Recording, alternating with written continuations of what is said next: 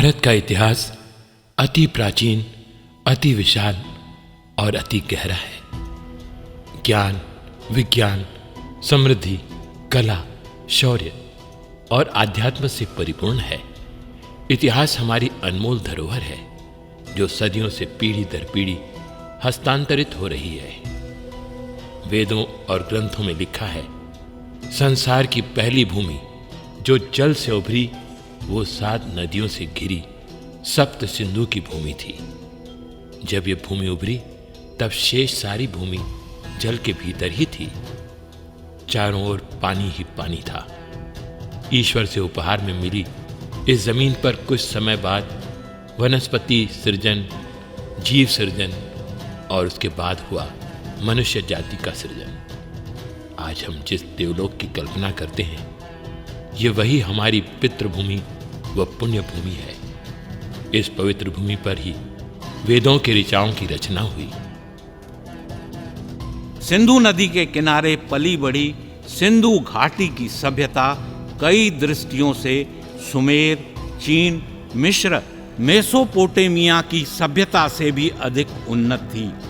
घाटी की खुदाई में घरेलू उपयोग के लिए कुछ चाकू और धातुएं मिली, पर हथियार का एक भी अवशेष नहीं मिला, जिससे यह प्रमाणित होता है कि ईसाई, मुस्लिम और हिंदू धार्मिक सहिष्णुता की भावना के साथ रहते थे।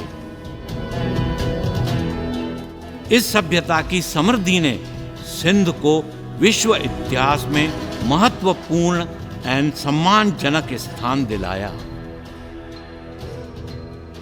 भारत की महान संस्कृति के प्राण केंद्र को समय समय पर राजनीतिक क्रांति और भूकंपों का सामना करना पड़ा। यह भारत का पहला प्रदेश था जो विदेशियों से आक्रांत हुआ और सबसे आखिरी प्रदेशों में से एक था जिस पर अंग्रेजों का आधिपत्य हुआ।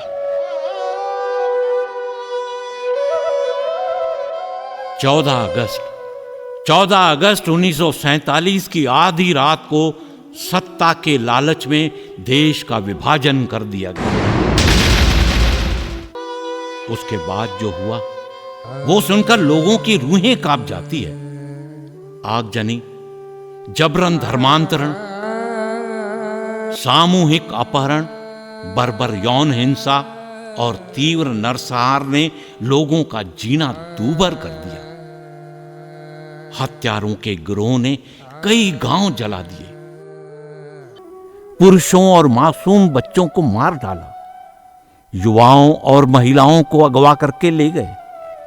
विभाजन की क्रूरताएं इतनी बदतर थी कि लोगों की आंखों के आगे उनके परिजनों पर अत्याचार होते थे और वो बेबस हो सहन करते थे। फिर शुरू हुआ पलायन का घिनौना खेल। मानवता को शर्मसार करने वाला, उम्र भर का गहरा जख्म देने वाले इस दर्दनाक खेल ने बच्चों, बूढ़ों, औरतों किसी को नहीं बख्शा। किसी का भाई, किसी का बेटा तो किसी का पति इस जुल्म का शिकार होकर दुनिया छोड़ चला गया, अपनों को रोता बिलखता छोड़कर। ये कैसी आजादी थी जिसने अपनों से अपनों की राहें अलग कर दी। जुल्म के साए में जीने से बेहतर था अपनी जान बचाना। जिसको जो साधन मिला वो लेकर चल दिया, किसी अज्ञात सुरक्षित स्थान की तलाश में। रेलगाड़ियों के डब्बे में जगह न मिली तो छतों पर सवार होकर चल पड़े। माला का एक एक मोती बिखर गया। लाखों लोग अपने धर्म की रक्षा की खातिर अपनी और अपने पुरखों की जमीन छोड़कर खाली हाथ, बिना छत, जीवन के अंधेरे रास्तों पर निकल पड़े, दर दर भटकने के लिए। कोई नहीं जानता था कि उसे जाना कहां है, बस चलना है और चलते ही जाना है।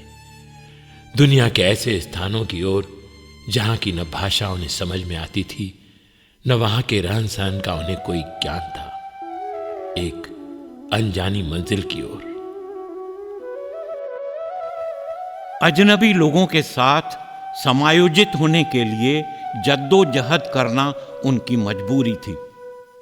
भारत सरकार ने विभिन्न शहरों में द्वितीय विश्व युद्ध के दौरान बनाई तत्कालीन ब्रिटिश सैन्य बैरकों को शरणार्थियों के आश्रय में परिवर्तित तो किया, लेकिन कोई सहूलियत नहीं दी। राजनीतिज्ञ नई सरकार बनाने में इतने तो व्यस्त हो गए कि उन्हें इन लोगों का ध्यान ही नहीं रहा। निर्वासित होकर आए लोगों को उनके हाल पर छोड़ दिया। उन्हें ऐसे कच्चे घरों में रहने को मजबूर होना पड़ा जहां शायद जानवर भी रहना पसंद न करे।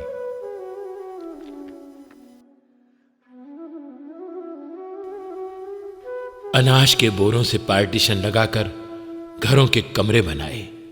जमीन पर फर्श नहीं था। बारिश में छत से पानी टपकता था। बिजली पानी की कोई व्यवस्था नहीं थी। घरों में शौचालय और स्नानागार तक नहीं थे। पुरुषों और महिलाओं को सार्वजनिक शौचालयों में घंटों लाइन में खड़े रहना पड़ता था। बच्चों के लिए प्राथमिक शिक्षा केंद्रों की व्यवस्था नहीं थी। घरों में बिजली न होने से शिविर के मध्य स्थित बिजली के खंभों के नीचे पढ़ाई करनी पड़ती थी। वे जानते थे कि वे आजादी से पहले भी हिंदुस्तान में थे और अब भी हिंदुस्तान में ही हैं। देश विभाजन का दंश झेल रहा सिंधी समाज अपने ही देश में शरणार्थी जीवन जीने को मजबूर हुआ। खाली हाथ, बिना छत और जीवन के अंधेरे रास्तों पर चलना टेढ़ी खीर थी। छोटे छोटे बच्चों ने खेलने कूदने की उम्र में गोली बिस्किट बेचे। हजारों लाखों में खेलने वाले युवकों ने शरणार्थी कैंपों में विस्थापितों का जीवन जीना स्वीकार किया। आजीविका के लिए चने बेचे, पापड़ बेचे, सड़क किनारे सब्जियों के ठेले लगाए। बड़े बुजुर्गों ने पीठ पर गठरी लाद कर लोकल ट्रेनों में कपड़े बेचे, पर किसी के सामने हाथ नहीं फैलाए। इन बूढ़ी आंखों में अपनी जमीन से कटने की पीड़ा, अपनों से बिछड़ने के दर्द को पढ़ा जा सकता है। जिस देश की संस्कृति समूचे विश्व में वंदनीय रही हो, उस संस्कृति के वारिसों को दयनीय हालत में गुजारा करना पड़ा। ये सच है कि विभाजन का आधार धर्म था, पर यह ऑपरेशन किसी सर्जन के चाकू से नहीं, कसाई के हथियार से किया गया, जिसने भारत देश की अस्मिता पर ऐसे गहरे घाव किए कि खून आज तक रिसता है।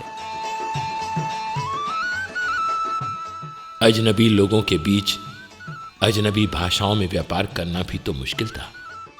भाषा ही एक इंसान को दूसरे इंसान से मिलाती है। उन्होंने इन चुनौतियों को सहज स्वीकार किया। जहां भी रहे वहां की भाषा सीखी। इन आपदाओं ने सिंधी समाज को इतना मजबूत बनाया कि वे विपरीत परिस्थितियों का भी डटकर मुकाबला करने में सक्षम बन गए। ये प्रवृत्ति आज भी उनके खून में समाहित है। अपने समाज को आर्थिक रूप से सशक्त बनाने में उन्होंने कोई कसर बाकी नहीं रखी। गीत, संगीत, लोरियां, लोक कला, बस यही इन लोगों की पूंजी थी। लोगों ने तंज किए, क्या तुम्हारा कोई साहित्य है? क्या तुम्हारे पास कला है, नृत्य है? वे कुछ न बोले। कौन समझता था कि मोहनजोदड़ो की सभ्यता के इन बेटों के पास साहित्य, कला और संगीत की कैसी समृद्ध विरासत है, जिसे वे अपने साथ लाए और भारत की भूमि पर फैलाया। कुछ अपने संस्कार, परंपराएं दी तो कुछ अपनाई। वे यहाँ की माटी में इस तरह घुल मिल गए मानो दूध में शक्कर। अपनी मातृभूमि से उजड़ने के बाद सिंधी समाज ने न केवल खुद को स्थापित किया, बल्कि भारत के पुनर्निर्माण में भी मदद की। आज सिंधी व्यवसायी, डॉक्टर, बिल्डर, अभिनेता, निर्माता और खेल कूद में भी अग्रणीय है। उन्होंने स्कूल और कॉलेज खोले, कई अस्पताल, अनाथालय और वृद्धाश्रम बनाए। भारत के हर कोने में उनकी उपस्थिति है। स्वतंत्र भारत में उनका परोपकारी योगदान और उपलब्धियां बेजोड़ है। पर अफसोस, आज की पीढ़ी बुजुर्गों के इस त्याग और बलिदान को भूल गई है। इतिहास में जुल्म और सितम की इन सत्य घटनाओं का कहीं भी जिक्र नहीं आया है। राजनीतिक शरण में पले इतिहासकारों द्वारा हमें यही बताया जा रहा है कि विभाजन के समय की विभीषिका को भूल जाओ, सदी के सबसे बड़े विस्थापन को भूल जाओ। कितने लोग मारे गए, कितने घर उजाड़े गए, कितनी महिलाओं के साथ अत्याचार हुआ, वो सब भूल जाओ। ये घाव कोई पहला घाव नहीं था। 800 साल का दर्द जो पीढ़ी दर पीढ़ी हस्तांतरित होता रहा है। सच को छिपाकर किया गया झूठ का प्रचार अतीत के घाव से भी ज्यादा पीड़ा देता है। हमें सत्य को उजागर करना होगा। इतिहास के असत्य को जानने से हमारी मानसिकता में जो परिवर्तन आ गया है, हमें उससे बाहर आना होगा।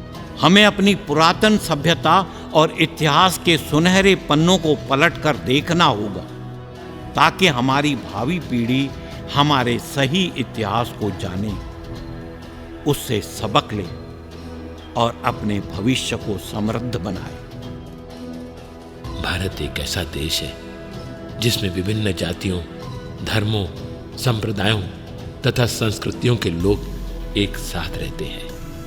भारत को अनेकता में एकता का संदेश देने वाला देश कहा जाता है। आज भारत विश्व की तीसरी सबसे बड़ी महाशक्ति बन चुका है। आज विश्व को भारत की नितांत आवश्यकता है। आज हमें उस समय को फिर से याद करना होगा जब भारत गुलामी की बेड़ियों में जकड़ा हुआ था। तब इस देश को स्वतंत्र करने के लिए बहुत से सपूतों ने बलिदान दिया और बहुत कष्ट सहे। हमारी युवा पीढ़ी को आजादी के सही मायने बताना बहुत जरूरी है। उन वीर सपूतों की कहानियां सुनानी है जिन्होंने अपना पूरा परिवार और अपना समस्त जीवन केवल और केवल देश को समर्पित कर दिया।